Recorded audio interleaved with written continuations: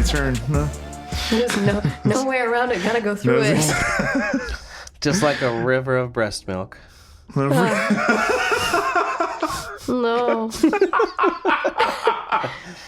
And on that note, welcome to... I'm so mad.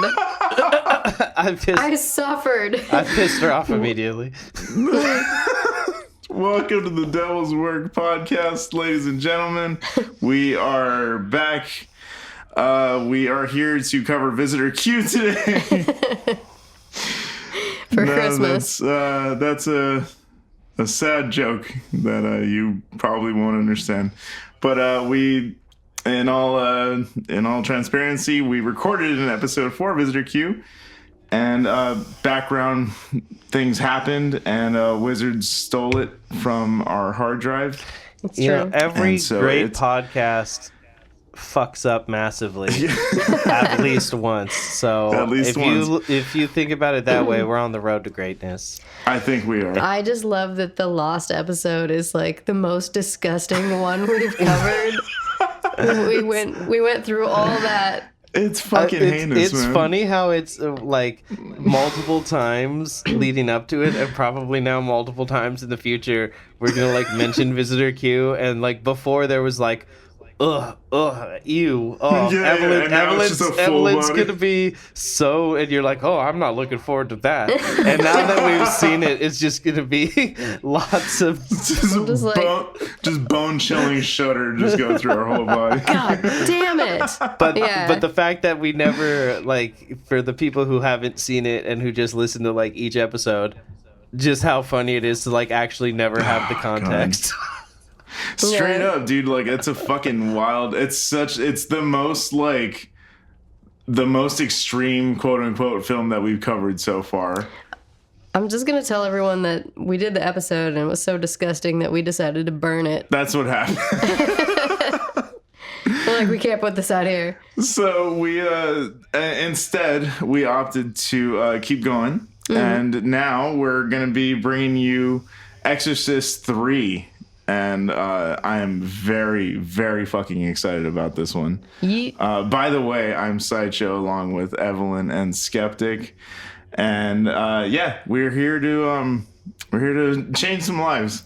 Make a difference in the community, much like the priests of Georgetown. Absolutely, this is this movie is fucking phenomenal. I've said it before and I'll say it again.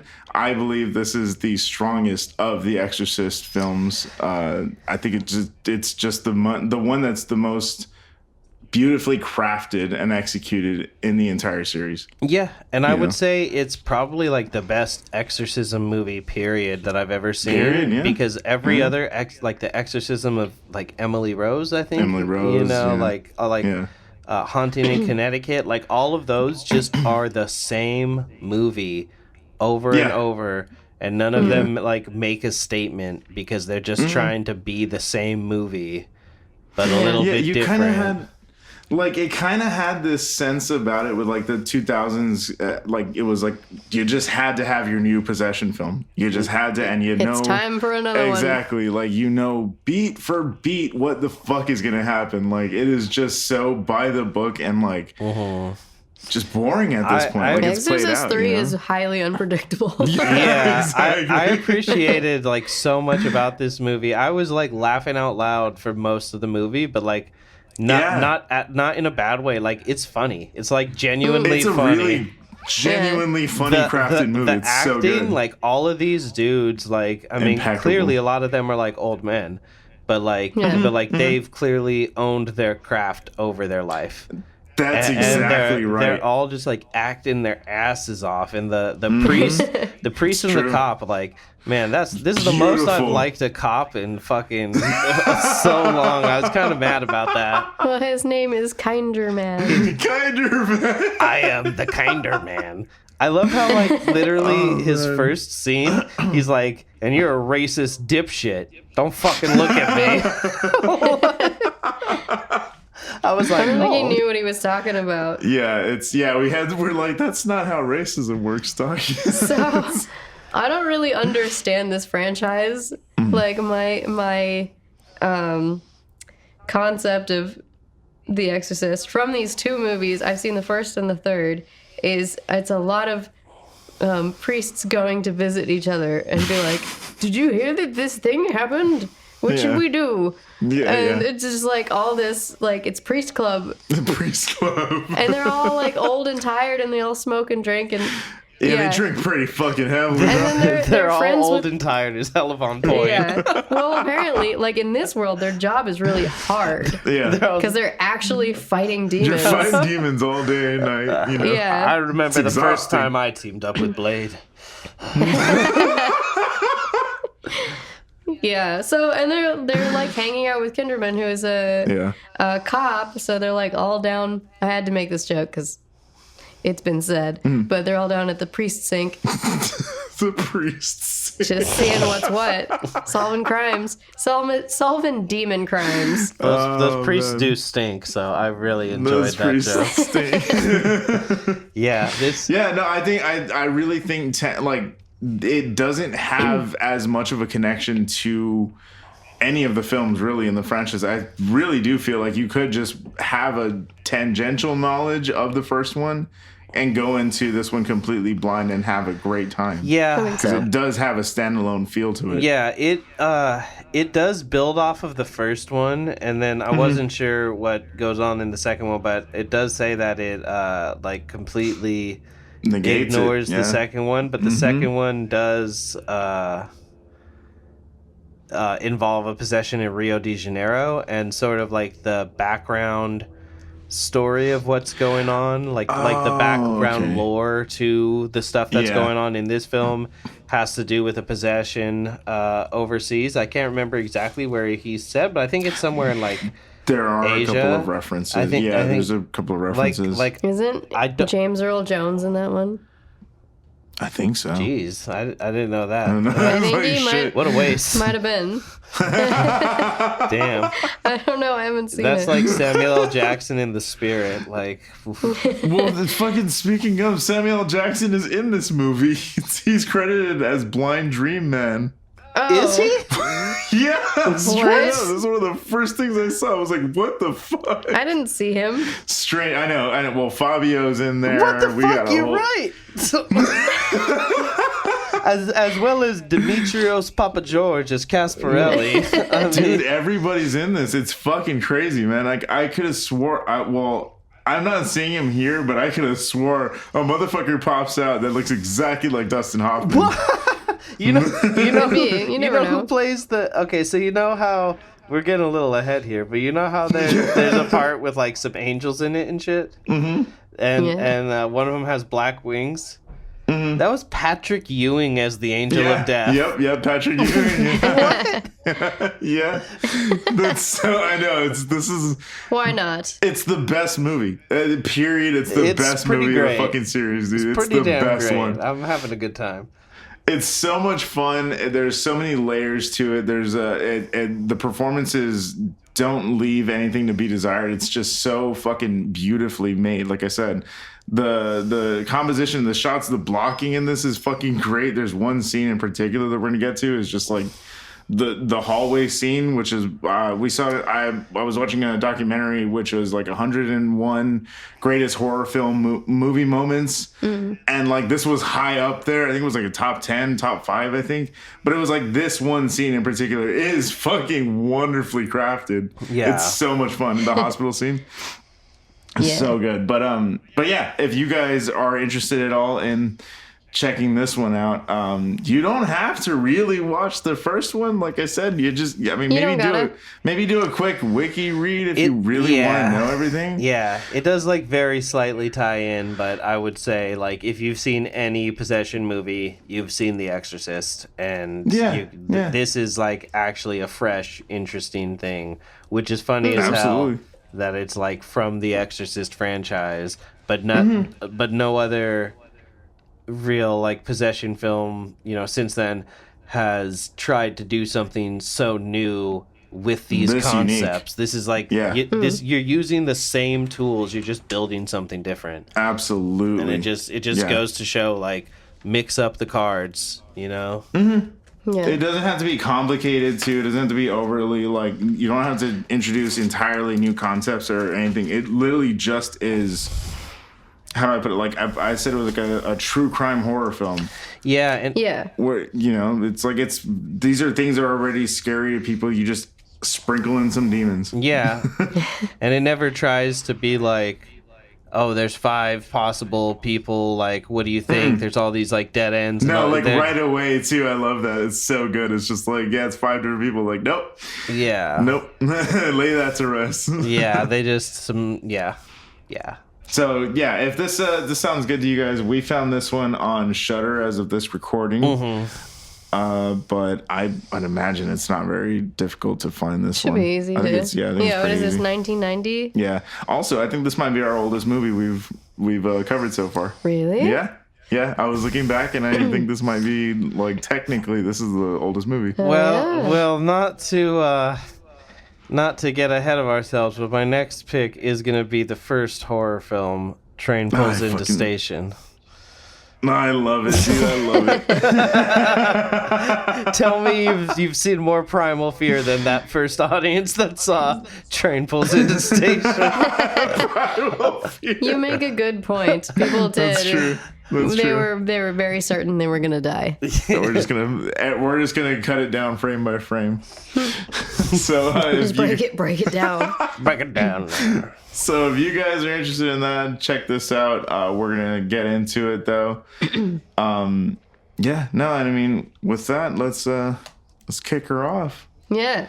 So in 1990, 15 years after Reagan McNeil's exorcism in 1975, Father Dyer and Lieutenant William F. Kinderman reminisce about Damien Karras. The following night, an incident at a church occurs indicating the presence of an evil supernatural entity, which causes a crucifix to open its eyes. Basically, it makes a very windy church. Super windy. Like, Yeah. there's a wind tunnel opened up in that church. Yeah, nobody locked the doors. They're just all the papers just blowing everywhere. Yeah, I know. Is this Washington, D.C. still, or is it? Yeah, Georgetown. Oh, I think, yeah, it's Georgetown? Okay. Yeah, which is, Yeah. I didn't know. Amanda looked it up. It is in DC. Oh, okay. Yeah. So we, Father Dyer and Lieutenant Kinderman are both from the first movie, right? Yeah. And they're talking about Karras, who was the guy who fell down the steps. Father Karras is the priest who gets launched out the window and then falls down the stairs, Yeah. resulting in his death, but that's going to be a question mark Yeah. on the end of that one. Yeah, because I think he ultimately he succeeds in exorcising Reagan, but dies himself. And then And again, that's a question mark on that. and then in the second film, I think it's like Reagan in the aftermath, and it's almost Yeah. like other demons trying to like get back. But Yeah, exactly. But, so this, yeah. but like this one, and it's a great callback immediately to it, because it's the next scene follows the perspective of someone walking on the streets, speaking about a dream about falling down a long flight of steps. So it's sort of like the process of him coming back, like from his perspective. Like, I remember yeah. falling. Yeah, Yeah, and you keep seeing in this dream like a young like black teenager running back and forth, like sort of like far like in the background. No, okay, so that's exactly what I was going to point out. So he's just standing there. Like, there's someone else in a coat running, like, across the street. Like, they run across the street. Yeah, they run across the street, and then, like, as the camera pulls in past him, he's holding a rose, by the way, like, in a, dark alleyway. It's crazy. And then the camera pushes past him, and you see that same character run back towards the opposite direction that they had run. Interesting. And then he ends up on the end, and he's holding the rose, and he kind of like aims it towards the camera. But I was like, what the fuck is going on in this scene, dude? Yeah, like, who is this kid? Who's because I thought he was running too. whose perspective is it? That's exactly what I thought. Yep. Yeah, and then when I was gonna say at the very beginning they get like right into it with no score and like no music, and it just says Georgetown 1990. And we just like follow the priest for a while, and then he's with his family, or no, he's with another priest, and he's like, oh, what are you doing today? I'm gonna go see It's a Wonderful Life with... I've seen it 37 times already. Yeah, I'm gonna go see it with... It is a great movie. It's a good movie. he's like, I'm gonna go see it with Kinderman because this is the anniversary of Karras's death, and he always gets depressed, and I gotta go cheer him up. And then it flips perspective to Kinderman at his house, and he's like, yeah, I gotta go cheer up the priest. Yeah, so he gets depressed every time. What a wonderful friendship. So it's good. that machismo. Like, they don't want to admit to like the people around them, but they can admit it to each other because they went through it together. Yeah. So that's exactly what I'm saying. Like, and then this, the Wikipedia article that we're using to kind of go off of this, full disclosure, very broad strokey. So we're filling in a lot of gaps here as we go. This is a very loosey goosey episode. But yeah, I love how their friendship is like very much the focal point in the beginning of like where you learn this character's like. You learn more about him through this friendship. Yeah, a lot of shared trauma. A lot of it. I love their back and forth, and they both are like constantly cracking jokes and saying like hella witty things, but they're also just delivering it like angry ass old men. Yeah, it's so good. I was like, damn, I would just watch 2 hours of these two just flirting. Like, just kiss already, you old bags. Yeah, exactly. Just arguing over coffee and cigarettes. They're the two old dudes in the Muppets from the fucking Raft. Absolutely, Statler and Waldorf. Statler and Waldorf. It's funny because when they're at the movie theater before they go in, he's like, oh, where have you been? I've been waiting so long for you. Yeah. Like, it's almost time for the movie to start, blah, blah, blah. Then they start walking in. And it's Kinderman who shows up second. And the priest walks up to the counter to get something. And you could tell he looks at him. It's like an old married couple. He's like, you couldn't get that while you were waiting for me? Yeah. And I love that when he's walking by, he goes to pay, the priest goes to pay, and then, I'm sorry, okay, I'm getting mixed up with the detective is... Kinderman. And Father Dyer. Father Dyer, that's right. So Kinderman walks past the guy and just tells him, he flashes his police badge and he's like, official business. Oh, that's so funny. It's so funny. Yeah, the priest just gets his wallet out and he's like, oh, God damn it. Yeah. And this is the guy who at the station, he's like, he's yelling at his lieutenant. He's like, you're racist. Oh, yeah, because he like wrote Jews as juice. Yeah, he's like, what are rabies and what can you do? Oh, rabies and rabbis. Yeah. He's like, rabies are Jewish priests and I do whatever I could for them. Yeah. I was like, sir, that's not how racism works. Exactly. The guy just can't spell. Okay, I misunderstood that because I thought he literally wrote like, I'd like to exterminate Jews like on his... No. I was like, what in the fuck? How did this go? Like... I don't know why anyone was asking him if he knew what rabies were. But I know, exactly. I don't understand how that pertains at all to your job. Well, I guess because just in terms of like, you might, I don't know, run into someone who's like literally rabid, but I guess that's just like a thing in general for anyone. I don't think being a cop makes that like a higher percentage, but I guess someone might be like, like, I call on you to deal with this guy who's like running around my neighborhood. You know, I don't know. I have no fucking idea. It's just so strange. It's just a strange fucking question, a strange line of dialogue, but that's like, not where the strangeness ends in this fucking movie. That's just the tip of the iceberg. That's true. I was like, wow, this dude's really giving it to him for saying... Yeah, I thought he literally was just saying like... something really racist. Yeah, that was confusing. It has a very like 70s aesthetic to everything, sort of like it does. It feels like a 70s movie. It does. Yeah. That's why I was kind of surprised at the year that it came out. That it came out in 1990. Yeah, especially the dialogue, and especially those two has that like back and forth, like Columbo kind of. It's beautiful. They have a great fucking chemistry together. Yeah, they just needed to bang. So maybe in another time. Another film. The next morning, Kinderman is called to find the body of Thomas Kintry. He's the black child that we saw in the opening. And he knew personally. Yeah. And we see too. We only see him under a sheet, and we see his mother. So that's how we like kind of are supposed to piece together, like, oh, it was the kid from the dream. And then they explain that the reason we're not seeing him, that he was under the sheet, is because of how badly the body was treated. Yeah, they rammed iron ingots through his eyes and took his head off, and then beheaded a Christ statue and painted it in blackface and put it on his body, which is like, I would say probably like the fucking worst thing that we've encountered in one of these movies. Like that's that was pretty fucking harrowing details, dude. I was like, Jesus Christ, he was like crucified on oars, a pair of oars. Because he was like part of the rowing team. Yeah, right? exactly, because he was oh god, that's another layer I didn't even think of. Oh fuck. Yeah, fuck me.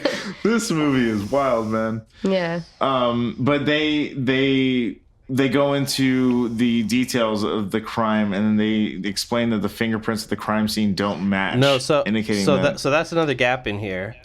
Is that so Thomas dies, and then Kinderman's wife and mother go out on the street and decide to go to the church, and her mother is dressed in all black with a veil. And she actually is racist. She was saying like a bunch of crazy shit about she's Jews. using racism correctly. Which maybe that's so funny. Maybe that's why he's like so sensitive to it, is because literally his mother-in-law is like always yelling about Jews, and he's like, just shut up. Like that's I didn't realize that was his mother-in-law. Yeah, it's his mother-in-law. I was so lost. Later he talks about a carp, and he brings up that that's his mother-in-law. But so that he couldn't go home. He's like, I can't go home right now. There's a fish in my bathtub. It's so been there I haven't showered in 3 days. So those in-laws. So at the church, someone goes into the confession and starts telling the father, like, oh, I've just sinned so much, I don't know where to start. And he's like, hey, you just tell me what's going on, you give a good confession, and then you do penance. It's like a raspy old woman voice. It's just such a fucking eerie thing. It's so well done. And they're like, I slit the throat and I bleed them out, and I've killed so many and I can't stop. And you see his slow realization of what the fuck he's listening. Like, what the fuck? Like, excuse me, what, ma'am? Yeah, ma'am, this is a church. and then the priest dies, and his blood is like flowing out of the confession box. Oh, it's such a good. I do remember when they're like they're investigating the scene, and they're like, how did this confession, like the sliding door between the two people, this was closed from the other side somehow, and they was opened. They were explaining that like the killer needed to reach in and like slide the confessional booth door closed, and then press on the other side with their hand. Therefore, and they said, leaving a fingerprint. They said the logic was on the confessor side, there'd be, hundreds, if not thousands, of like sets of print from just all the different people. But on the other side, it would just be the priest. So that one piece, he was like, this is where he would have to touch to get fingerprints from that. And that's how they obtain the prints of the killer. And it's very interesting. It really is it's a very true crime movie. Like, to start off, it's very interesting. It's very well done. The mystery is so good.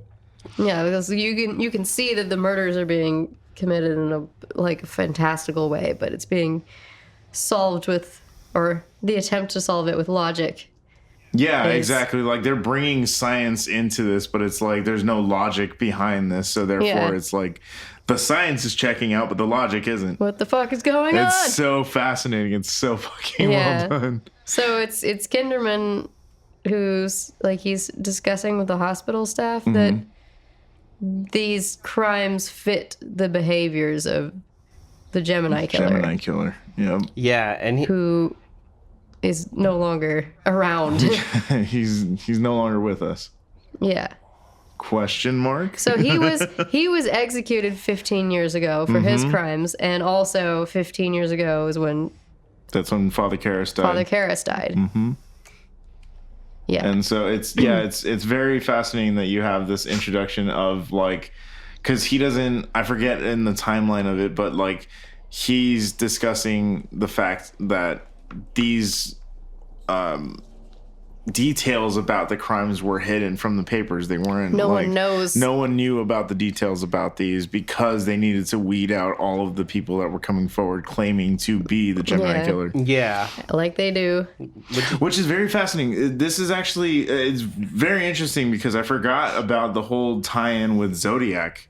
The Zodiac Killer. Yeah, Gemini and Zodiac, for sure. Yeah, so the Zodiac Killer, he actually did praise, and this is a real fact, like he did praise the first movie as being the best satirical like piece of cinema he's ever seen. Really? Yeah, so he was very, and so that actually did influence some of the script for the third one. Huh. As far as I know. Very interesting shit. But art imitates life. Yeah. Sorry. So no, you're good. So the details were that he would sever the right finger. Yeah, the right pointer, but they said it was the left middle. Mm-hmm. That's right. Yeah, they said exactly. So they said it was a different hand to the press, and then they said that he would carve the initial of the Gemini into the hand, I believe, onto the right hand. Mm-hmm. But that was what they fed to the press. But the real details were the Gemini would carve the sign into the victims' backs. He would carve it into the palm, and they told them that it was the back. Oh, that's right. Yeah. Sorry. No, it's okay. Confused. It's okay. Yeah. So he's trying to figure out like who has this intimate knowledge of what the Gemini killer would do, because we got rid of that guy. Yeah, so someone who knows somehow is doing this shit, and that's troubling enough. Yeah. You know, absolutely. And is this around the time when Father Dyer goes to the hospital? Yes. I think it is pretty early on. Yeah, I think it is. Because that's not in our summary, so we have to piece that back together. Yeah, that's like, it just happens. We're freeballing this bitch. It just well, but the film kind of does the same thing because it just comes in. And Kinderman's walking into the hospital with a stuffed penguin. Very cute, by the way. I love penguins. And he comes in and he's like, "What's wrong with you?" And he's like, "Oh, nothing. They're running some tests." And then I love the way he comes in though, because he runs like he jogs to hurry up, and then he stops before he reaches the door, and he kind of like collects himself. Cool. He's like, "All right, let's go in." And what's the problem here? Like I love that because you see that they really do give a shit about each other, and they're worried, but like again, too machismo to fucking say anything. Yeah, so we don't know there's nothing wrong with him, supposedly. He's just old. He's just old. He's like, I'm just going to stay in this hospital bed. And I don't know what they chat about. They're probably just the case and, like, the details of it. Yeah, again, it's one of those, the bits. It's just one of it's snappy fucking dialogue just happening right at each other. It's like, he's like, my brother had the same symptoms, for years. He had the same symptoms for years. He's like, hey, your brother died at 30-something. Like, yeah. He's like, yeah, he died in Vietnam. Isn't that good? And then he goes, well, do you think it was a factor?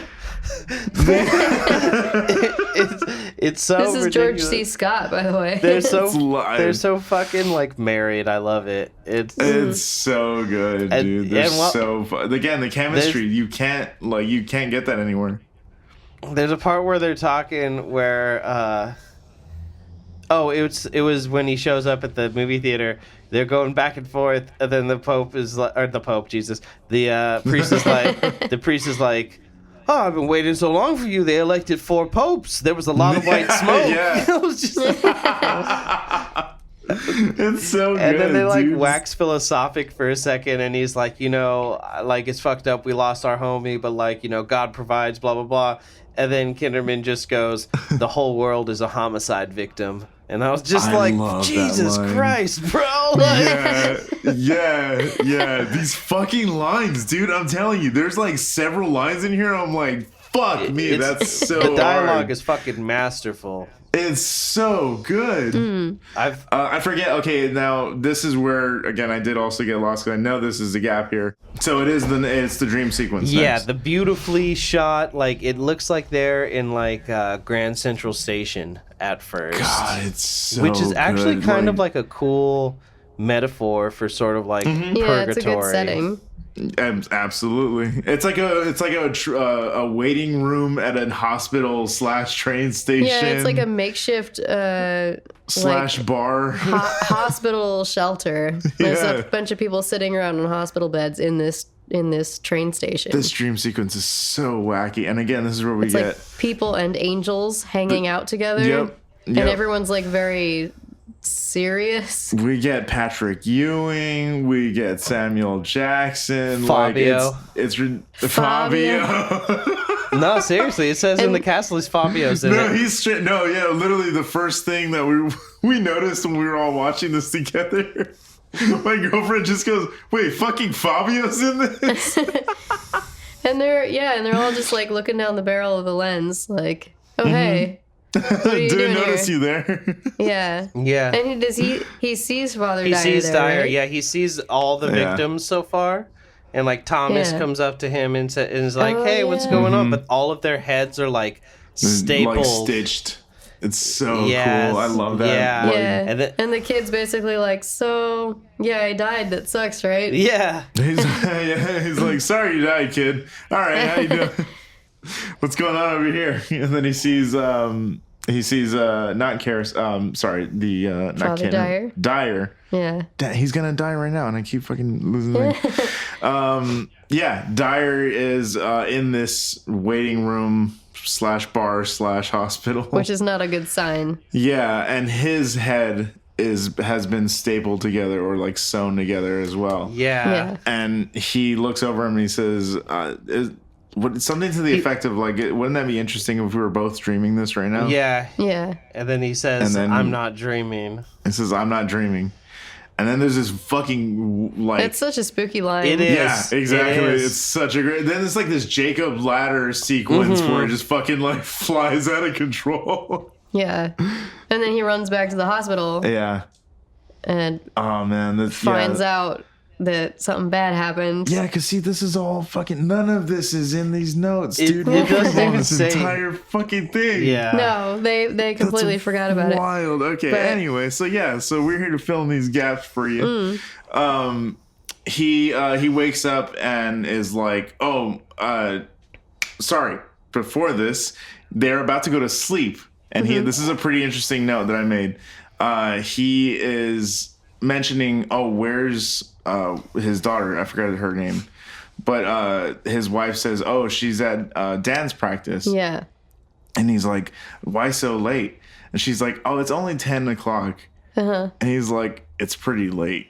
Yeah, it's pretty late for a dance class. So that was an interesting thing because I didn't catch all of this before, but later on there's a lot of allusions to the fact that she's in a dance class. Yeah, she's a dancer. Yeah. And she's also now a target. So it was beautifully crafted. I think the like dialogue leading into what happens because it's all very much foreshadowing without foreshadowing. It all just feels like, oh, natural conversation, like the things that you just say. But then, so then we have the dream sequence. We have the fucking fever dream sequence, I should call it. Makes him very worried for his friend. Very worried, so he's got to go check it out. So he shows up at the hospital, Yeah. and the police are there. the police are all there. It's a fucking wonderful reveal. And this is when I get that it feels like Dustin Hoffman is there and he's not credited because it literally He's just not looks in this just, movie. I know, it just looks like him. Damn it. He comes out and they're sitting with a sheet in the room pulled over. And he really doesn't want to look under that sheet. Yeah, 'Cause he it's doesn't want to see his friend that way, but he knows that he has to look. Yeah, he has to verify the body, obviously. And again, we don't get to see. we don't see nothing. It up, and he's like, "Oh my god!" You just see like the pain on his face, and it's so fucking wonderfully delivered. I like how that is a thing, though. Like, it's like we said, it's not like so many other exorcism possession movies. Mm-hmm. And like definitely in that way of being like, it's not really about what the body looks like, it's just about the fact that like these bad things are happening. So so like we see a hand at one point so that we can just see that that's something that he's doing to the hands, and it's before they like get into it, you know. So yeah, it's not like 7-level like violence, you know. Yeah, it's mostly like the aftermath of something horrible. yeah, so Yeah. and it's cool how it's like that, where it's like not focusing on the gore, but it's just focusing on all the feelings around it, and we Yeah, and people being like, what could possibly have done this? Yeah, leaving a lot of it open to interpretation before, like, you imagine the horror before the horror is actually described to you, and you're like, oh, that's fucking worse than I thought. Yeah. Yeah, so in Dyer's case... Oh, it's a wonderfully, because again, it's like there's a lot of reveals that are happening too, because you don't notice it, but there's a sheet or like a piece of, I guess like a trash bag or something that's like held over the wall above the bed. You're just like looking so much at all the vials, and then they tell you that's all of the blood that was in his body. And it's his entire blood supply. It's like a tray of cups. Like 30 cups. It's just next to the bed. Like the sample cups that you would get at like any hospital. Yeah. Like it's just filled with just a whole table of those. And they're all neat and clean, and they're like, there's not anything on the outside. There's no blood anywhere in the room except, but because you're like looking here, you know, you're not noticing. It's like right here on the screen, but you're looking here, so it's just like you just don't care. You don't perceive, even though your eye is already being told like, this is what's interesting. Like, look over here, you're being misdirected. Like, but in a sense, you're really not, because it's like they're showing you everything. There's a lot of wide shots, and like they don't really like. There's not a lot of like pull-ins when they're doing the like the actual discovery of the bodies. It's a lot of wide shots because they're showing you the scene itself. They're like, look, everything is here, but this is the most fucked up part about it. And they tell him that there's not a single drop of blood left in his system. There's not a smudge on the jars. There's nothing, like, it's completely clean. Yeah. Except for the blood on the wall. Yeah, and then what blood? And they rip down the fucking... that's the point where you're like, oh my god, there's this huge, like, trash bag taped to the wall. Yeah, and it just has evidence tape across it. You're just like, oh my god, what the fuck? I didn't see that. I think maybe my brain registered it as a TV. Yeah, or like a window frame. Okay. Nowadays we have flat screen TVs on walls, but it's over top of the bed. It's like behind the patient, so it doesn't make sense. Kind of counterintuitive. I saw it and my brain wrote it off because I'm used to seeing a large black square black rectangle on a wall. Yeah, and I was like, oh, there is something there. Yeah, that wasn't there before. And it's revealed to be the words, "It's a wonderful life," written in the priest's blood, which is the most metal fucking thing I've ever heard in my fucking life. But the wonderful is spelled with 2 L's. Yeah. On the end, which is interesting. And it's also creepy because it's something that's only known between the two of them. Yeah, exactly. It's such a personal note, like a personal detail. And it's like a personalized fuck you to this guy, you know? And then, like, on top of all the other things, that ends up being, like, the final note of, like, he does this and he does that, and these are, like, chained to these murders. Then he says he always spells any word that ends in an L with 2 L's. Yep, and all of the murder victims had K's in their name. Yeah, and even because he was trying. Even Dyer's middle name is Kevin, and when they say Kevin, it cuts to Brad Douriff in the shadows going, Kevin. Yeah, it's so good, dude. Oh my god, it's the fucking the sound design in this too. When we get to that scene, it's so good. Shivers, dude. Shivers every time. It just gets me. When they lock down the hospital, it hella reminded me of The Thing. Yeah. Yeah. Yeah. I thought No one in, no one out. Yeah, I thought that was pretty great, and I thought the false MO was a really cool, like story layer. Yeah, it's intriguing. You're just like, oh my god, wait, what do you mean they're all like different people, but they're fucking connected somehow? Like it would be easy to say it's a copycat if they were just doing what the paper said. They'd be like, okay, well this guy obviously doesn't really know, so like we have someone we have to catch or whatever, you know. But so from here, I think this we get Dyer's death, and then where do we go from here? So they like lock down the hospital. And he's shown all throughout the hospital, and they kind of introduce each of the different wards. And he meets with that one old woman who has dementia, and she's like, "Are you the radio repairman?" Yeah. And he goes, "Yeah." Yeah. She gives him an invisible radio to fix. She's like, "Here you go." She's like, "I knew you weren't a radio repairman. That's a TV I'm holding." What did she say? Yeah. That's a phone. That's a phone. Yeah. That's right. She's like, not many people would know the difference. It's fine. She's like, don't worry about it. Yeah. She's like, okay. So she's really sweet. I really like her. She's very sweet. So we meet Dr. Temple, the like head psych doctor, Scott Wilson. But this is like pretty early into it, so it's not. He like walks him around, introduces him to all the different parts of the hospital. They end up deciding eventually that like the threat has passed or whatever, and so he was talking to the old woman because she was the only person who might have seen who killed Dyer, because she was like, they found her collapsed in the hallway. And she was like, it was impossible to talk to her. Like she was, you know, talking about radios that weren't there, so there was nothing he could get out of her. Yeah, exactly. And then so he's being given the history of one of the patients when he's being walked around, and the patient was found wandering aimlessly 15 years previously with amnesia. So I was just gonna say, Dr. Temple like appears on the level for a while, and then as he gets pretty weird. So he leaves for a bit, Kinderman. And then we see a third priest who's not even like named. We just see this priest whose room hella reminds me of Maud's from Saint Maud. And I think he's like Father Morning.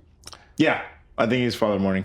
That's the only other father I see in the credits. Well, I think Morning is the guy who shows up at the end of the movie. I think. Okay, so maybe was Father. That? I think that was Father Canavan. Yeah. Canavan is the one at the confession booth. I think I think this third priest just doesn't get named, and we just see him get attacked and die. Like it's left up in the air exactly what happens, but it's very sinister, and it's clear that like he's getting the same treatment as like the other priests. So after I'm just gonna say it, too many priests.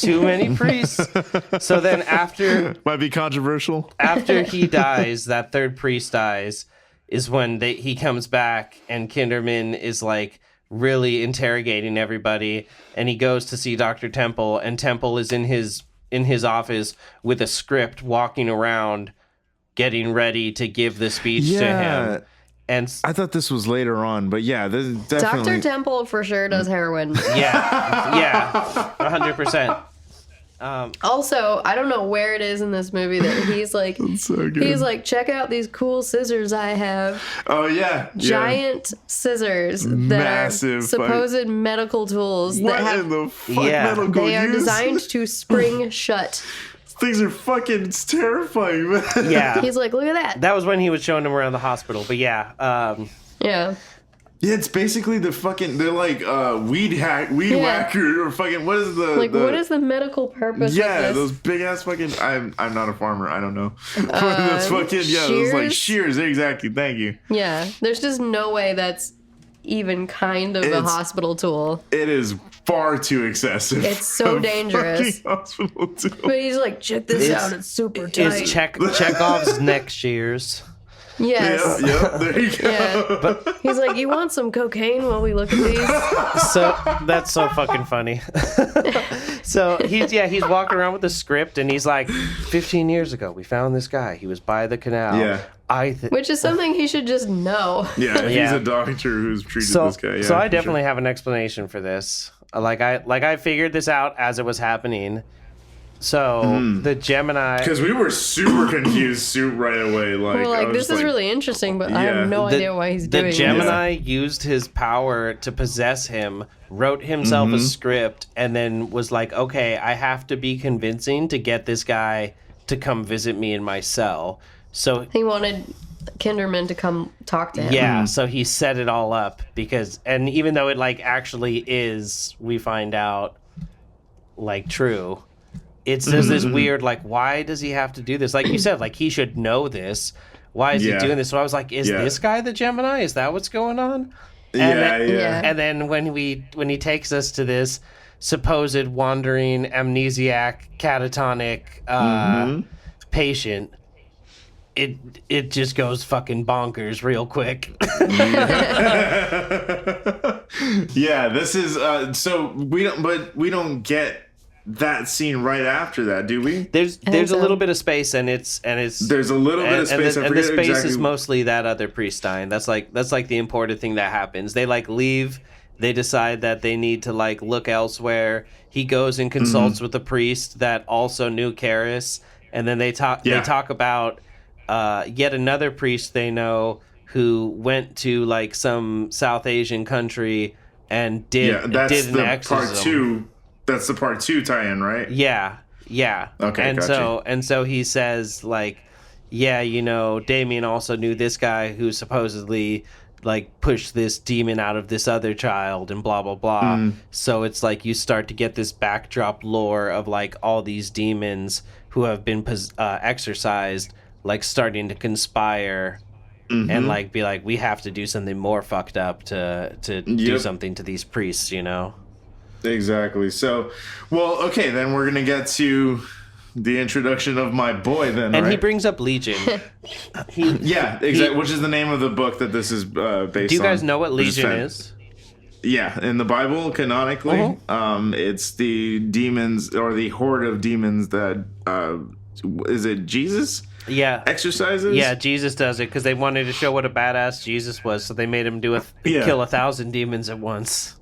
Exactly. He's got to have his Avengers run, bro. Exactly. But yeah, it's fantastic. So, and it's super interesting because you think it's going to be the tie-in to the first one is going to be it's Pazuzu who's just orchestrating all of this. But then it's like, no, they never actually say the name Pazuzu. They never mention that. They only say the name the Master. Yeah. Well, actually, it's later. It's the second time they meet that he really gets into it. This time, he's just like, I'm the fucking Gemini, bro. Go tell him. Let him know it's me. But he goes in this room and he looks like Karis. Yeah. So he who died. It's so fucking well done. And he's like, you obviously something's fucked up here because you look like my friend. Yeah. And he's the way that the camera's position is so fucking beautiful. There's like this light, there's windows there's two separate windows up on the top of the room, and light is blaring in, but it's only two singular rays of light that are kind of like lighting the entire room. It's a weird room. It's so Have good. You guys ever seen the version of Macbeth with Ian McKellen? No. So I must have had like a teacher that just showed it to us at one point in class. Because he references Macbeth. Yeah, but it's literally there's no backdrop. They're just in like this black void on this stage, and that's for the entire play. Because the point is literally they're all so good, you don't need a backdrop because it's just their acting. Fair. And these scenes in this room, and especially at the end, are like so reminiscent of that to me. And like the climax as well, I thought was mad interesting. Like we're not quite there yet, but more so than like a regular like exorcism movie climax. It just feels like it's like a Shakespearean play depicting like Socratic dialogue. Like it's such a fucking weird climax to this movie. But it's just these two motherfuckers just acting their asses off at each other in a dark room. But it's so fucking beautifully done because he's talking to him and he's like, and this guy is just spitting some fucking bars at him. Just like bro, he's just throwing these lines. You're just like, what the fuck? It's funny because Kinderman like talks about fatalism earlier, and then the killer uses fatalism as an excuse for his actions, where he's just like, everyone's gonna die, so why can't I use them as paint on my canvas? I speed the process along. That's it. That's all I do. But he really wants Kinderman to tell the press that he is the Gemini killer. Yeah, he wants the world to know. That's what I was gonna get to. So like he's basically. Oh, you're good. It's like basically he's in this form as, I guess, appearing to be Father Karras to Kinderman, and he's talking to him and he's like, you know, something seems off about you, and he's kind of going off. He again spit biblical bars at him, and then he tells him, "You're not James Veneman." I think he says the line. He says, "You're not James Veneman," and he like screams at him. He's like, "I am the Gemini killer." But when he screams at him, it's Brad Dourif that like emerges from the light. Who is the Gemini killer? He's James Veneman. Yeah. So he just turns into him. It's so fucking good. And then you get the best. This is one of my favorite scenes in like cinematic history, I think. His monologue going off as the demon is fucking gorgeous to watch. It's so good. So fucking good. There is no music. There is no nothing. It is just that man and a fucking voice that can send shivers up your spine. It is so good. All his like changes in intonation and tone too. Of like, we get Chucky for a split second. There's like one point where he's like literally screaming, and then he goes, he's just like, sorry, I was raving there, wasn't I? Yeah, it's like, so good. Like he just transitions from like the top of his lungs. Yeah, and then there's it's fucking there's beautifully one done. point in here that I absolutely love during this like first encounter where he's just saying all this like I'm a demon philosophy, and then he's like, at the end of his whole thing, he goes, incidentally, who is this Damien Karras you mentioned?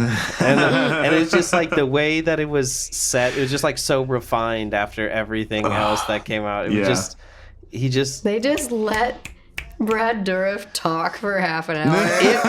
They're like, don't cut. Amanda and I went this morning to get our fourth COVID shots, and we watched the movie before, and we were like, okay, it's getting kind of close, and it was right at the beginning of this scene, and I was like, all right, well, we have like half an hour. We'll turn this off when, you know, this scene is done. And literally 20 minutes later, the scene was not done. And we had to pause it and leave and come back and finish. Oh, man. Like, literally, he talks fantastic. for like 20 fucking minutes. He does, dude. That's a good chunk of the movie. It's a good little chunk of the movie.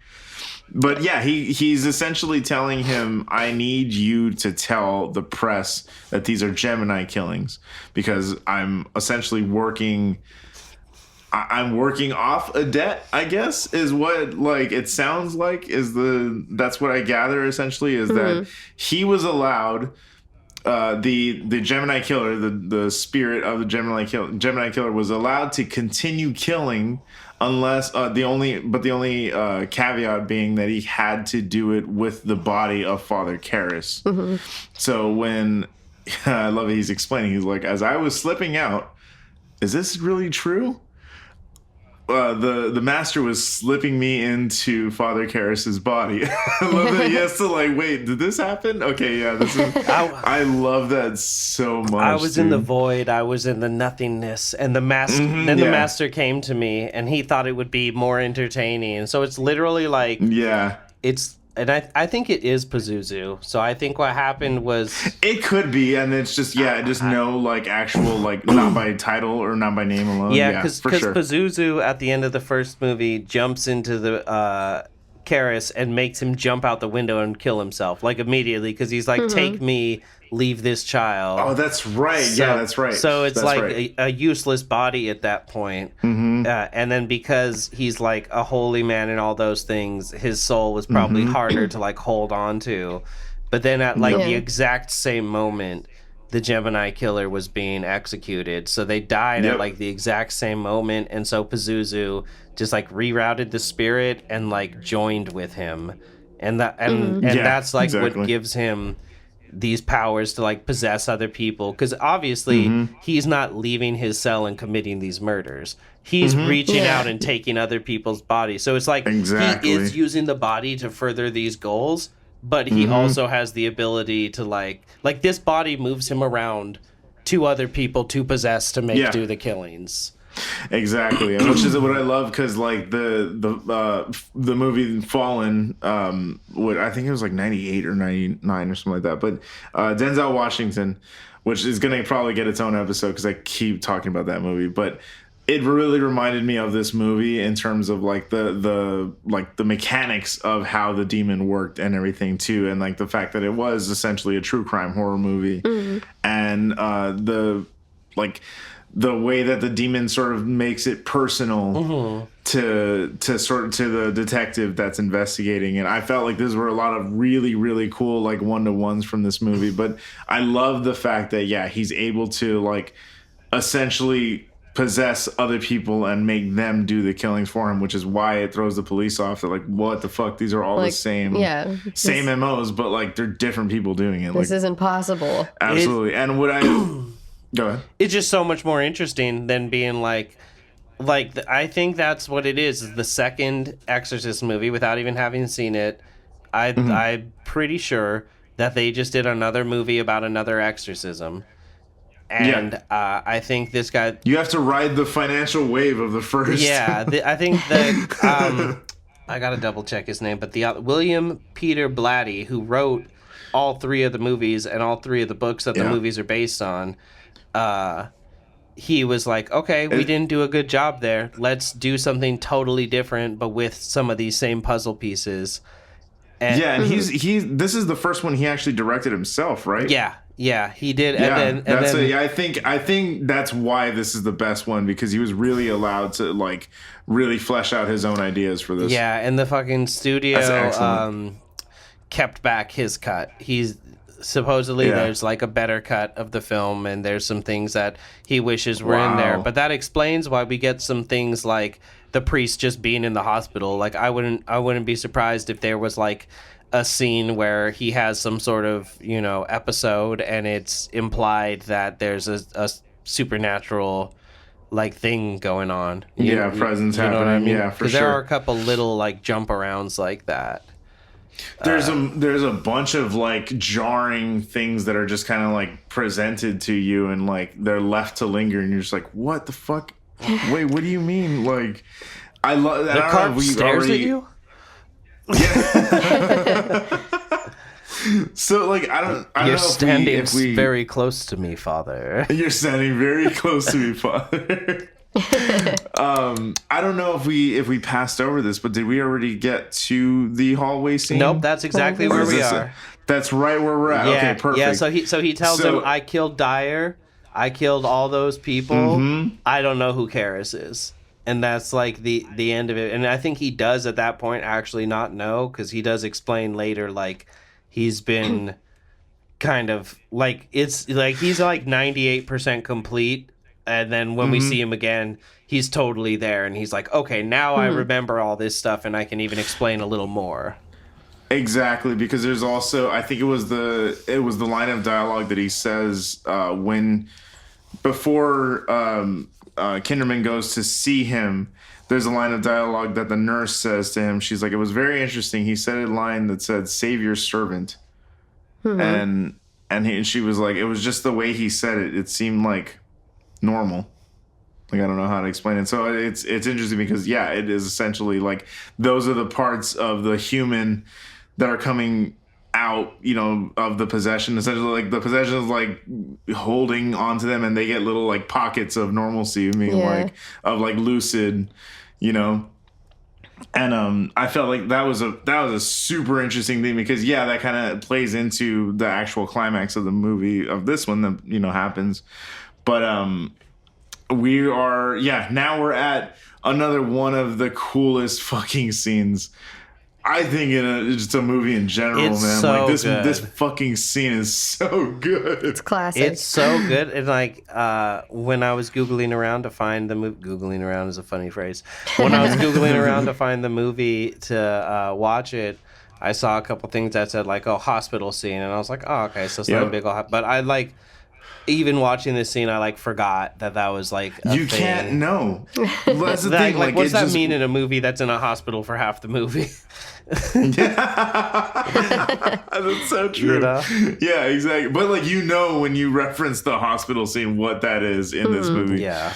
So the scene is essentially shot from very like down a long hallway, very back, and you're seeing just one of the wings essentially. I think it might have been even the wing that what's his name, Dyer was in. Yes, I think it is. Yeah. So you see a door on the far left of the screen that's cracked open slightly, and there's a blue like ambiance sort of being emitted from there. Way down at the end of the hall, you see a nurse, and she's it's very quiet. It's like this is very late in the night. Mm-hmm. She hears cracking, and she hears like noises like coming from this door. It's implied that this is the door that these noises are coming from. So she walks over very slightly, very shyly, very timidly. She walks over, opens up the door, and she checks in on the patient that's in the room, making sure they're asleep, nothing's going on.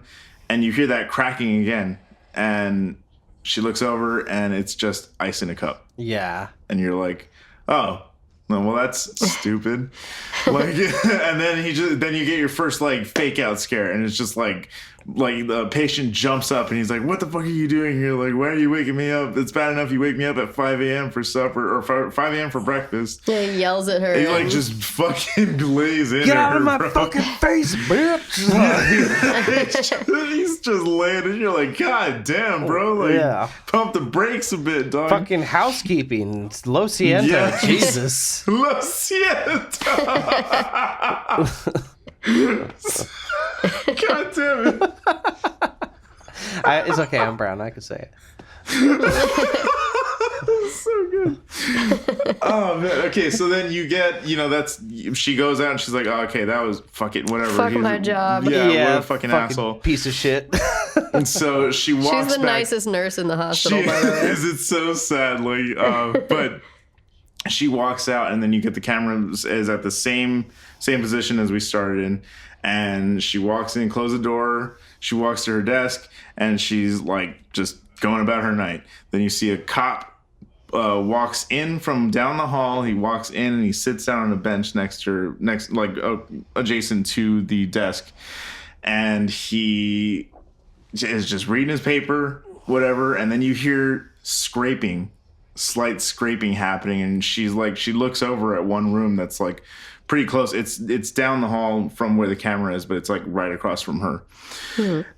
And she decides, okay, I'm gonna investigate it, again, as your job. So she walks over, and as she walks over, another cop comes in from behind, from the door, and like kind of gets the other one's attention. Is like, hey, we gotta get out of here. We gotta do a thing. We gotta go do a thing. They got donuts upstairs. There's an oppressed person. That's exactly. There's an oppressed person not being oppressed. Exactly. We got people of color out here. They're breathing air. We gotta. Hey, just because we like Kinderman doesn't mean that we forget. No, absolutely. It's still ACAB over here, That's folks. Right, baby. So the cop kind of gets his buddy's attention, and as she's making her way towards this door, You hear the scraping, but like it stops as she gets to the door, and she kind of again is slowly creeping in. She peeks in, and the cop who left comes back in for a brief second, and in that moment, it's almost like you have this sense of like, okay, cool. Yeah. If anything goes down, at least he's right there. The tension just goes right? up and down and up and down. It's very reminiscent of in Nope, the like 3 fake outs in a row before we first see Jean Jacket. Exactly. The fake scare. Oh, it's so and that's good. A tool in the belt for sure. If you're, it's Absolutely. There's no way that Jordan Peele isn't a fan of Exorcist 3. There's no way there's no realm that exists. Anyway, you see the cop that came back in. You're like, okay, at least if anything goes down, he's right there. Mm-hmm. Well, he comes in, grabs his hat, grabs his jacket, and then just proceeds to walk out of frame. And you're like, oh, fuck. Because she's now entirely in the room. And now you don't hear anything in the room. You don't see nothing. She decides to call it a night, I guess. And she walks out, is locking the door behind her. And as she's locking the door, she turns around. And when she turns around, this thing comes out of the door, dressed in white, like shrouded in white, holding those fucking big ass, quote unquote, medical grade fucking scissors. Yeah. Spring loaded fucking shears. And it's just holding him right up, like above her, like to her neck level, and it just walks right out, like fast, really fast, right behind her, and she doesn't see it. So like that's almost a terrifying notion itself. Like she didn't see that coming either. Yeah, like that's fucked up. It's so instant. She locks the door, so you're like, okay, the door, cool, that's over. Yeah, the door is fine, and then and like safe. Open. It just springs open. Swings open. It's so like cool. There's no way that this person could have, and she's like almost dressed like a ghostly like nun, and there's no way that this person could have like actually physically opened the door that quickly and then had their hands up there. So like even more so, like not only is there possession, but there's like some sort of like telekinetic fucking level to this. There's like another aspect to this that's just fucking frightening, and you're just like just unlocked it and whipped it open instantly, you know? Yeah. And is speed walking up behind her with these shears. And that's like, and then just fucking cut to immediately that place, that same place you saw is now a crime scene crawling with cops. Yeah, they did this really creative cut where she disappears at the edge of the hallway. And this angel of death is right behind her, and there's this like really freaky sound. Yeah, I know. And that then it sound shows is so you cool. a headless statue. Oh yeah, that's right. It shows you. Yeah, that's right. It's that's all. Right. You don't need to see it to have the horror of it. You just know that's what happened. And they showed us that same headless statue in the hospital right before Father Dyer was killed. That's right. Like as Kinderman's leaving, he walks past it and like doesn't clock it.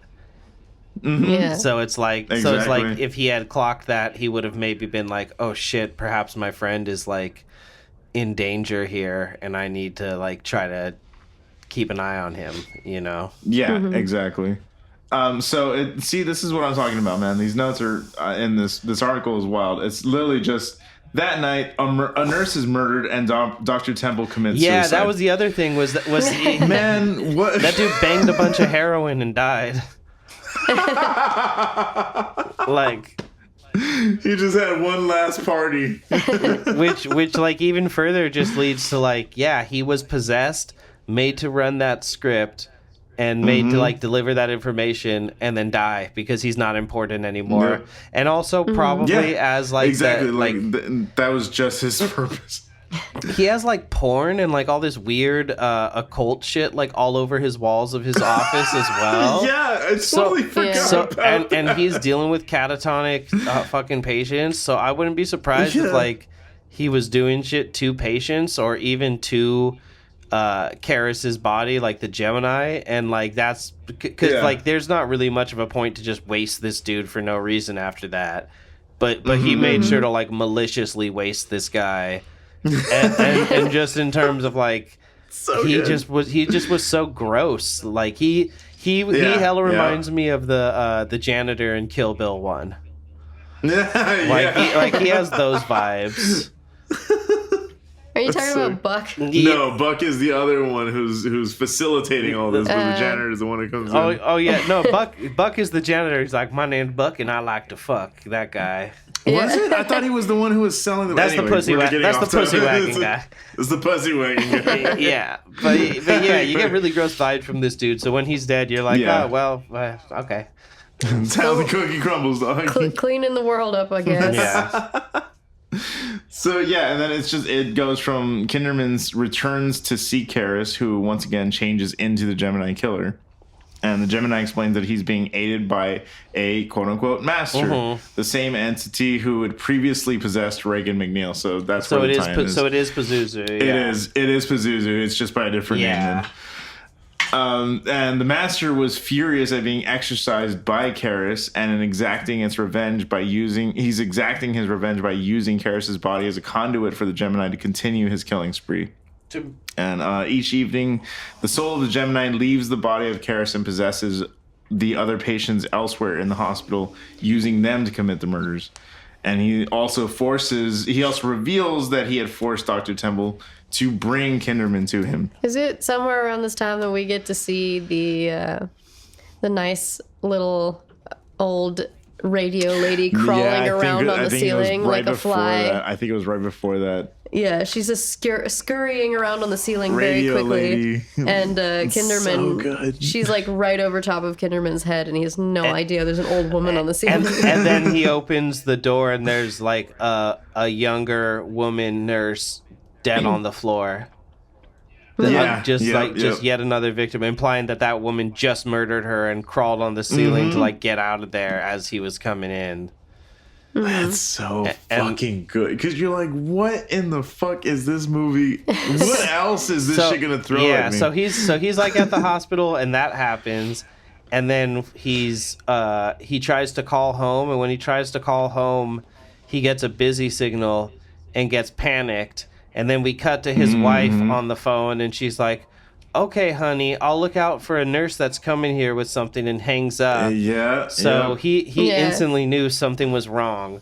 And because also during this time, that's what I meant to bring up, was during this like scene, the second interaction with the Gemini killer, he keeps saying, he keeps implying that using the word dance in his sentences. Yeah, he keeps being like, you're inviting me to the dance, you're dancing around. You're issuing a clear invitation to the dance. And so he's like, what the fuck are you talking about? He's like, oh, never mind. Yeah. And I love that so much, because I didn't catch that until like the third viewing. I was like, oh shit, he's just telling him, I'm going to kill your fucking daughter. Yeah, over and over he keeps basically saying like, I'm a fuck your daughter up, bro. It's so fucking creepy, dude. It's so well done. But then you get the nurse over there. Yeah, she's that is as catatonic as it comes, baby. They're like, what is this nurse doing here? She don't even know. He's like racing over to his house. Yeah, he's like screaming at his partner to just like drive to. He's like, you drive through that traffic. Drive. Go. And I know the train's coming, but go. Exactly. And it's hella funny because the like possessed woman is just silently sitting in the taxi as it like slowly trundles along. You still gotta get there. Yeah, she beat him there too. I know, exactly. It's like a tortoise in the hare situation. Yeah. When he gets there and she's just sitting in his house with his family. Yeah. Just like, how the fuck did I get here? And she hasn't explained what she's doing there. And no. They're like, Dad, who is this woman? What is she doing? Yeah, and she was like, she like looks up and is like, is it bedtime? And they're all just like, okay, what the fuck? And then right as he like drops his guard and she's sitting next to his daughter. That's right. She turns her head and is like speaking in Karis's voice and is like, it's so much easier to possess the catatonic. I wanted you to be here for this. I needed an audience. And then he tries to cut her fucking head off. And I thought that with the same shears, baby. I thought they slit her throat, but she apparently gets pulled out of the way unharmed. Yeah, She got pulled right out from the mouth of those scissors. Yeah, that shit was that terrible. was like some that was like some close. cartoon. Like there'd be like a smoke outline of her body left afterwards. That gets chopped. Yeah, exactly. That's so funny. And so they never really say what happens to her though. Well, They they're just like, I don't know, he's like grappling with her. yeah, they're like fighting with her, and then she stops and collapses, and it's shown that Father Morning, who just shows up all of a sudden in the third act, and this is actually due to studio interference. There's a different climax. He didn't want there to be an exorcism in the climax, but they were like, "It's The Exorcist. There has to be." Yeah, And honestly, I think it feels like the weakest part too. Yeah. That's crazy. I feel like it works out, and because like I said, it kind of like sets the stage for this like Shakespearean dialogue between them. So I feel like it like as dressing, it works to get us to that point to where we just have this fucking ultimate battle of wills, and like that's what it really comes down to is like we'll get there in a second, I guess, but so he walks into the hospital and the woman collapses, and then all of a sudden Kinderman is just like, I gotta get back to the hospital, so they probably just took her back with them. Okay. Take those scissors back, maybe like lock him up, because like damn. Yeah, because that's right. So this is what happens. She's about to attack. They wrestle with her, but while she's doing that, Morning shows up at the hospital to fight the master, I guess. Yeah, and he starts priest fight. Yeah, Priest. He just starts hitting him with the holy fight. water and the script, and it seems to be Keep working. that thing on him. And then all of a sudden we get hella Hellraiser with it. Like he throws him onto the roof, but the roof the ceiling has like transformed into like fly paper, and it like rips his ear off the side of his skull. And like the skin off of his back and shit, like. And he makes a like flame come out of the Bible. Yeah, which is pretty metal. And blast him in the face. Yeah, he's getting fucked up. It's taking over. It just says that Morning arrives at the hospital and begins to perform the exorcism on Karis. The master intervenes, taking over Karis's body, and Morning is severely mutilated. Yeah, he loses a great deal of skin on the ceiling. Just rips his skin off. And Kinderman rushes back to the hospital and attempts to euthanize Karis. You know, all within the law. You good? yeah. That's perfectly above board. That shit cracked me up, dude. Like he's just like, consequences be damned. But when he comes in, he does say something along the lines of like, I'm throwing my life away to end this. Like I'm gonna sacrifice my life to free Karis. Because he does say like, we like have a piece of Karis's soul inside of us, and he's just watching us do this, and we're like, this is the ultimate pain a man of God can like have, is just watching his body do this. And he explains the whole like, we had to regenerate the brain cell by cell, and that's why I was amnesiac. Yeah, that's why it took him 15 years. Yeah, and that's why I'm just now like getting back to killing, because this body was so on the brink, but it was so important to my master that we used this exact body to like do these horrific things. And carry out the specific details of the Gemini too. That's what he said. He was like, I was happy to oblige. Yeah, because that's exactly what they want, is to like destroy faith worldwide by being like, not only are demons real and resurrection real, but the confirmed person is like a horrible serial killer, and he's using a priest body. Like it's like the ultimate plan to like undermine Christianity. It's like ultimate edgelord. Yeah, it's cool. I thought that was really awesome for like how low stakes the movie, like a possession story, really seems, because like it's just really one person. Maybe a handful of people that are like dying. But this is literally like, this could shake the world if he puts it in the news like he wants him to. In a certain context too. Exactly. It's gonna just tear apart the fabric of fucking society. Yeah. The way that the Gemini kind of like delivers that line of like, I had to do this so that, you know, it's like it's almost like an art form, like it's a performance. He's like, I had to do that, and that's why he says it as the old lady says, I needed an audience. Yeah, and you know, like I love the way that he looks at it as an art form, that he's like, again, like you said, painting with a canvas. I really loved how when he's telling him, like in the first confrontation, he's like, do you believe me? And he keeps saying no, and he's like, well, I will cure you of your disbelief.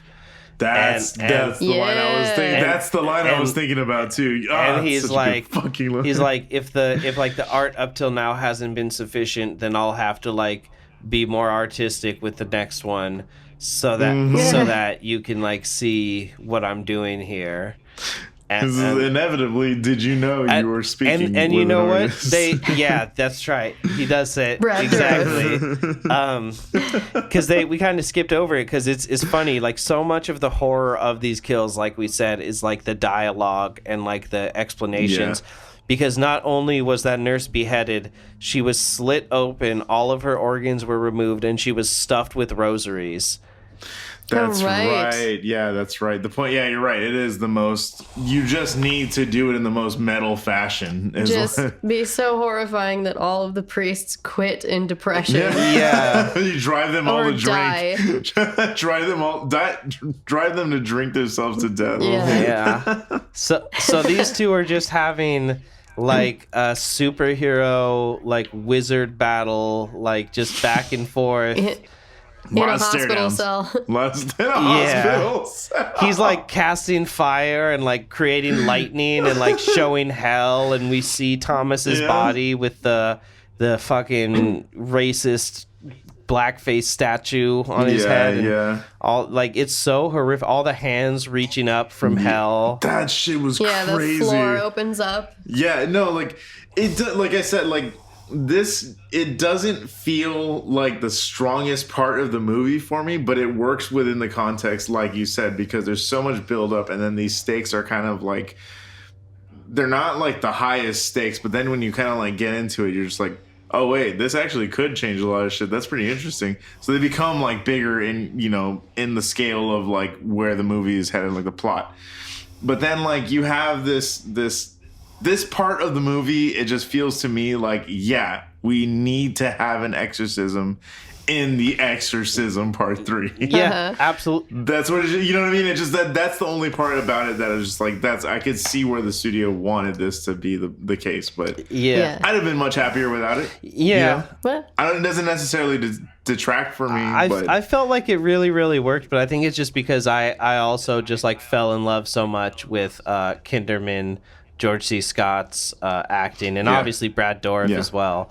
So to just see these two just acting their asses off at each other for like 20 minutes, good, and that's like truly the end, because it's not even like a battle of like in any physical or like tangible sense.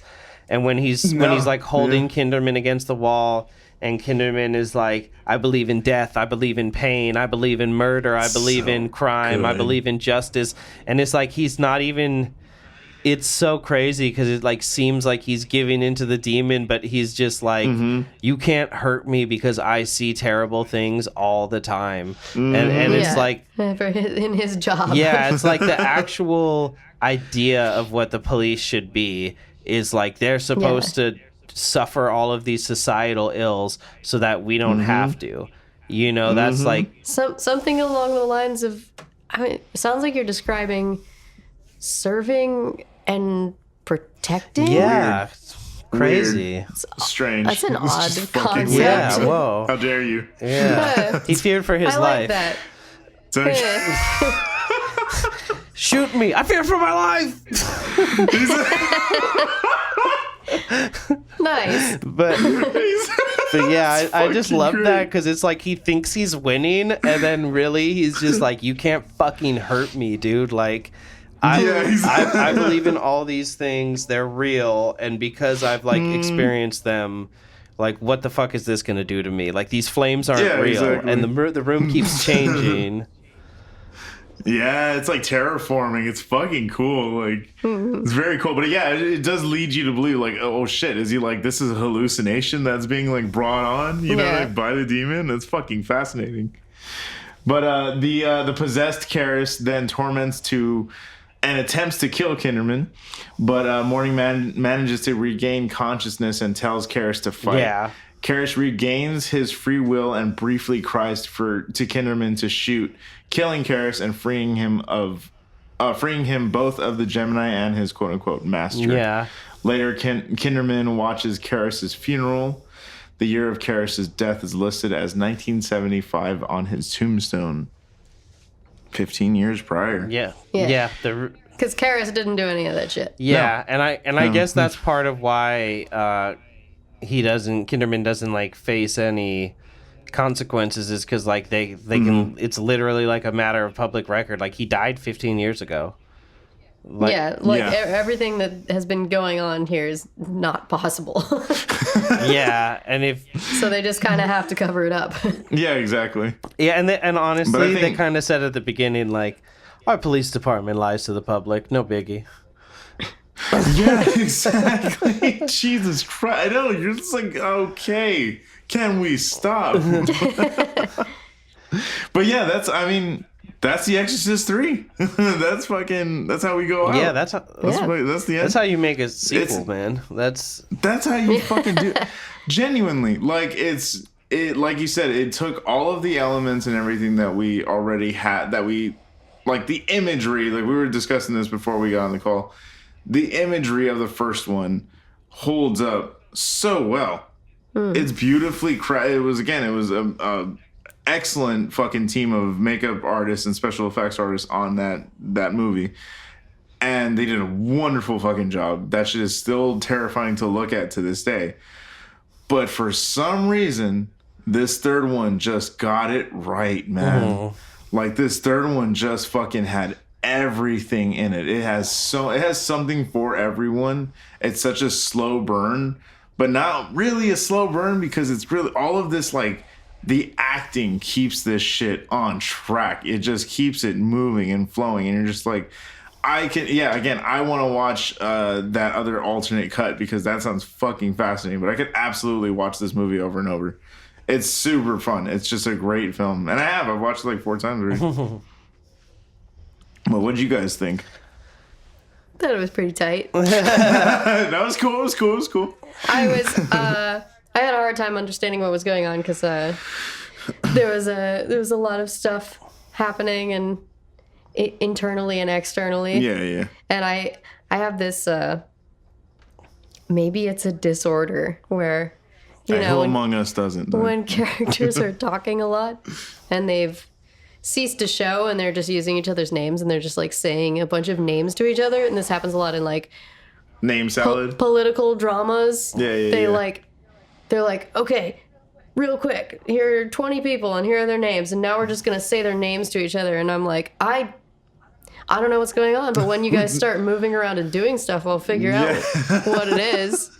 But I just I can't listen. But aside from that, so like through the movie, I was like, wait, what's going on? But like in terms of thrill, it was really excellent.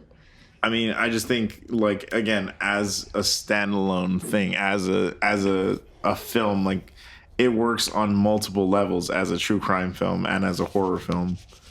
Yeah. It just has something in there, again, an element that I think, and just the Shakespearean delivery of, like, all of their fucking lines is just like, give me all of it, man. Yeah, it's so cool that it's, you know, any film that gets made now, that, like, there are some films that I've seen and some that I've seen trailers for that are like people fighting demons, like religious people battling demons, and it's like the religious theme is like really smashed in your face. Yeah, it's considerably like, the crucifix and the rosary. Yep, exactly.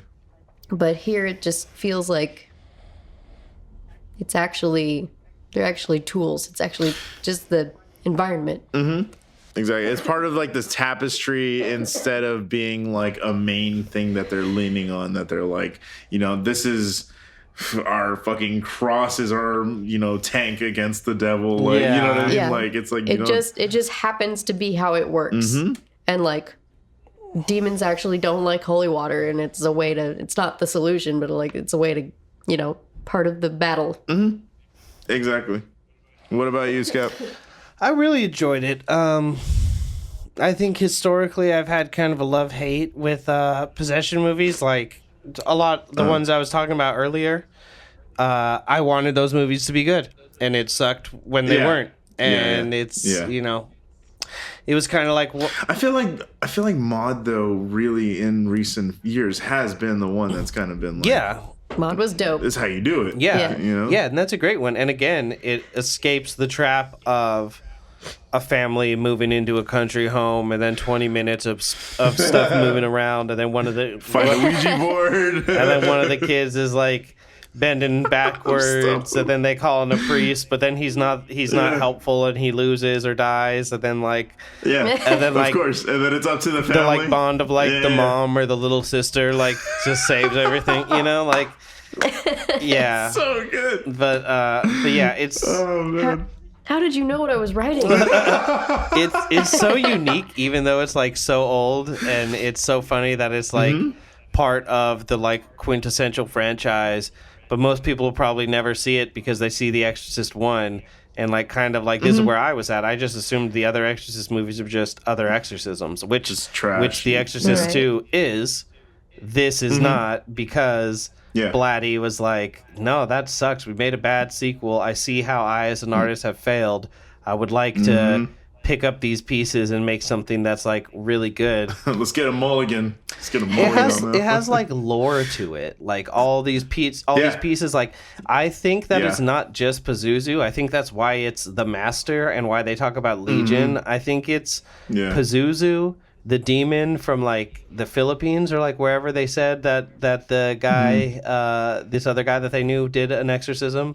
I think it's like a bunch of demons that have been exorcised that like came together with this plan, and it just which is pretty badass, and it just like if you worked. think about And it. so they all these demons and like souls, and then the one human soul come together to form this legion, and they're like pretty much letting him drive, but then using their demonic powers to like facilitate his murders, as opposed to just like destroying the body of one little girl so that one priest will be upset, Yeah, exactly. Like this is the scale is, like I said, it's a bigger scale. The stakes are like bigger towards the end when you kind of like understand what's going on, because it drops you in the middle of a mystery film and you're just like, what the fuck do you mean all these things don't line up? You know what I mean? Like it's really well done in that aspect. But then, like you said, like it keeps it changes the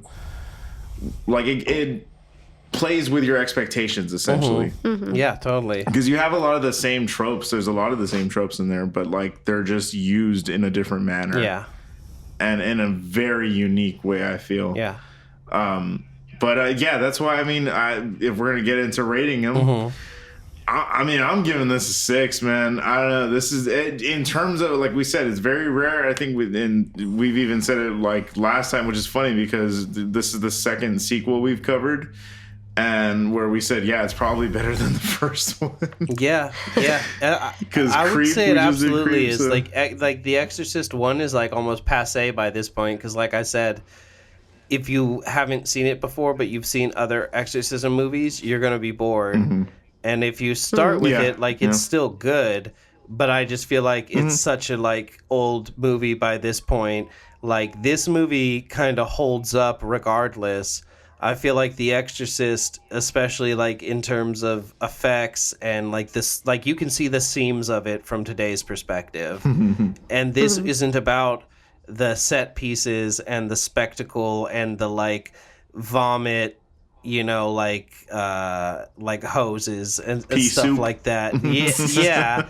It's not about heads twisting around and all that stuff. It's It's definitely not gross. Yeah. I mean, it's need harrowing. It's fucked up, like to hear those details, but it's like, you don't. It's not like It's very classy. exactly. Yeah, it's the classiest. It is. It is. It's like child mutilation. Yeah, totally. Classy is like a very good way to put it. Yeah, so Yeah, it doesn't feel like they're not showing these things because they can't do the effects or they're cutting corners. They're not showing it because they want you to imagine it. Yeah, it's almost worse. Yeah. Like it's like it being like a noir film. I think that also tracks because noir movies weren't like the most violent. The violence was like kind of implied a lot of the time, and it's like hidden in shadows and shit. But like this has that noir aspect of it, and then it's just like, okay, then we're gonna sprinkle in like demons, and you're just like, all right, yeah, I think it was just like masterful in that even like the big scary scene in the hospital is like a very, very quick thing, and it really only shows us so little, and it doesn't even show us her dying, but they just give us enough of the pieces that we know that there are bodies, and then when they explain what's going on, it's like the part where the Father Morning is like glued to the ceiling and then falls, and you see like some of his like entrails get stuck behind and stuff like that.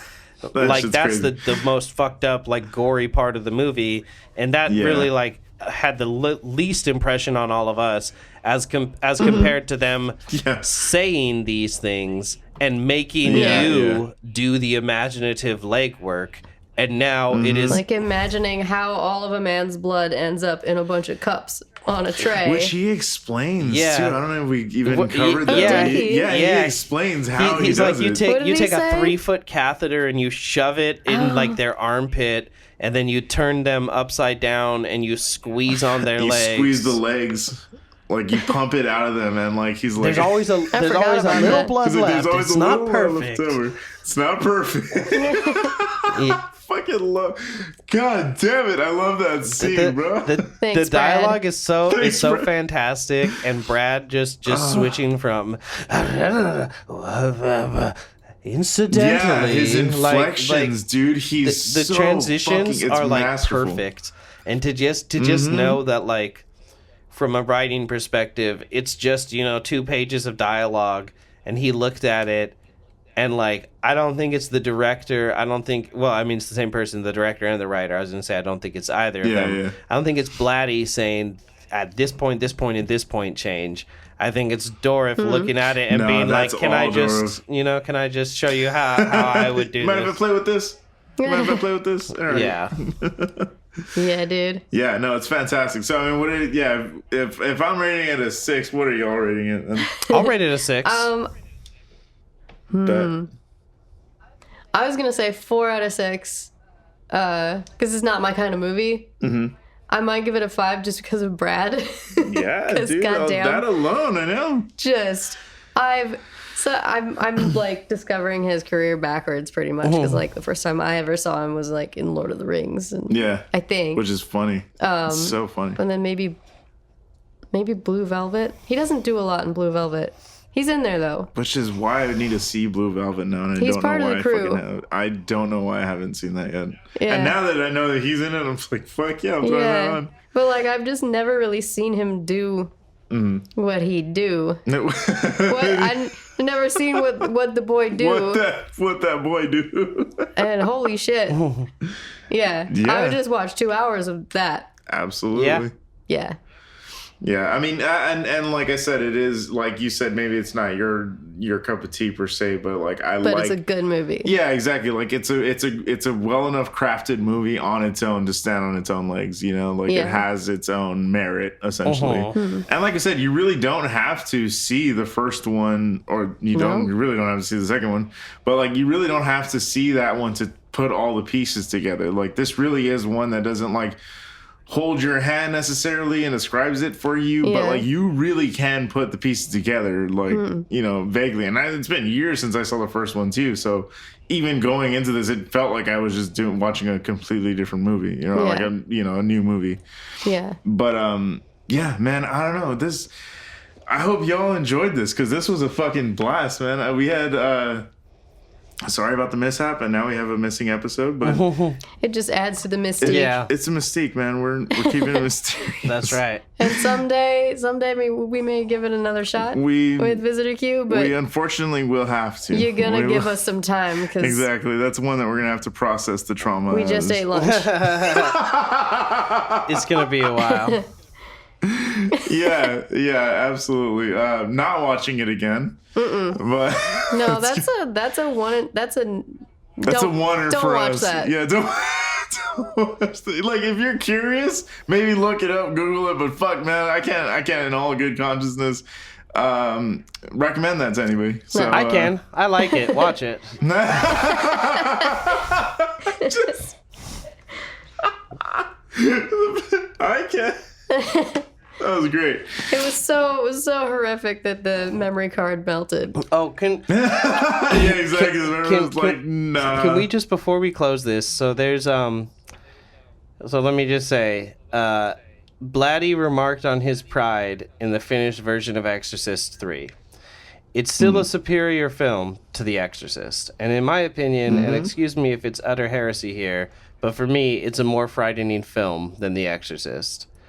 He helped to recover the deleted footage from the Morgan Creek, which I think is like the production company, vaults, so he might reassemble the original cut of the film, which he said was rather different from what was released, and a version that fans have been clamoring for.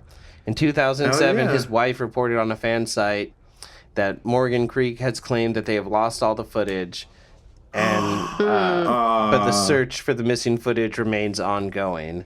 And so there's like us. There's some evidence of like certain scenes. Like there's an alternate opening where Kinderman views Karras's body in the morgue after he dies, and when Kinderman leaves, the heart monitor shows signs of life.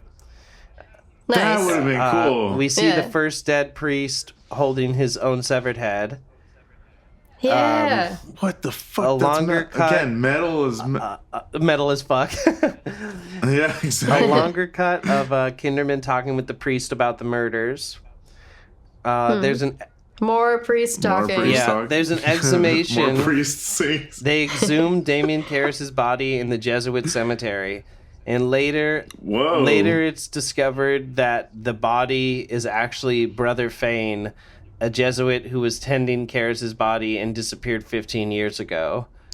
See, that's some stuff that, like, if you are thinking about the third in regard to the first movie, you're like, okay, so if Karras died, then how did his body get here in this hospital? Yeah, exactly. And you're but like... those things would have helped. That definitely would have, like... Make that clearer. He does say... in the movie, in the cut that we watched, he says, like, I woke up in that cheap little coffin, like, what a, like, how sad a pauper's life, where he just says, like, literally, you were buried in, like, a piece of cardboard because you have nothing, like, you sacrifice everything for God and you get nothing, and I, like, even in death, I'll take your body. So he does say, like, he woke up underground and ripped out. He just got up. So,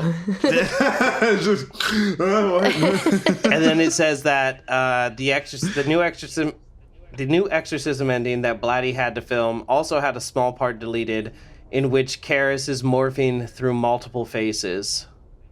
Oh, dope! Oh, that would have been cool as fuck. God damn it! See, this is what I mean. Like, give me that, bro. Yeah. I really like that about. I can't think of what it might be right now, but the concept I may have seen in something else where the monster is like trying to figure out what to do to like attack or scare the victim, and it's not working, and they're just like rolling through different appearances, like maybe this one, try this one. Cool as fuck, yeah. Just like watching a horrifying creature like. That's so cool, man. Like go through its deck of cards. Yeah. That's dope. I love that concept. Yeah, it's almost the same as in like Fallen. Like the demon jumps through people through touch, and so it'll pass by and like like just tap other people, and like then it just jumps in their body. I'm like, that's fucking cool. Like as a mechanic, that's neat. Hell yeah. But yeah, man. I mean, thank you guys for fucking sticking around for this one. This was a thick episode, man. This was. Yeah, man. We got several layers deep. We figured out the plot. We did it together. Mostly with Chad's help. By the end of it, we got it. Yeah, we got it all in there. Next week, I think we're going to be back with a very interesting pick. We're going to Australia, baby. Australia. We're going to Australian prom. Yeah. Our first Aussie flick. Jesus. Yeah, and not our dude. last. Jesus They've been Christ. making a lot Man, of fucked up there. movies over the last few years. Fucking The Loved Ones is a super fucking great movie. It's fantastic. It's fucking I gory have as shit. such a soft spot for this movie. I would It's such a good movie. It's I would fun. love to, like, one day, I'm just going to call this out as a long-term goal. I would love to get Alexi or Cam from Total Reboot to talk about, like, their favorite Aussie horror film. Because they talk about a lot Dude, of, like, that'd be- Aussie horror films that have come There's out. some really good ones. Nice. The fucking one of the Snowden murders was probably like the fucking one of the darkest things I've seen in a minute, bro. Snowtown's That cruel. shit is fucked up, bro. It's fucked up and it's also true. Yeah, which makes exactly. it worse. Also, The Loved Ones is kind of. Hounds of Love is really Oh hardcore. yeah, okay, yeah. Then I'm getting them confused. Then no, both movies are fucking excellent. You're right. Hounds of Love is fucked up.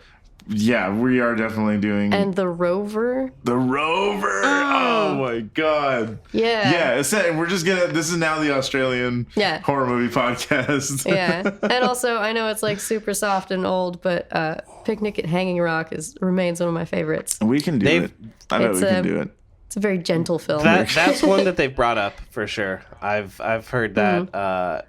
I love that movie. Yeah, she's been talking about it for a while now. Yeah, I'm obsessed with it. I haven't seen it. I know it's Criterion, right?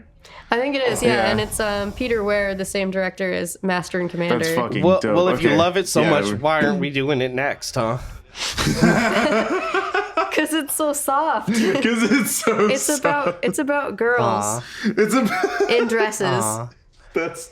Yes, but there's just something. It's one of those movies like there's not a lot that's like super disturbing, but it's just sort of like it's about a bunch of girls disappearing, and That is kind of disturbing. and it has this like otherworldly like melancholy like what happened, Oh, that's fun. and it's just mysterious.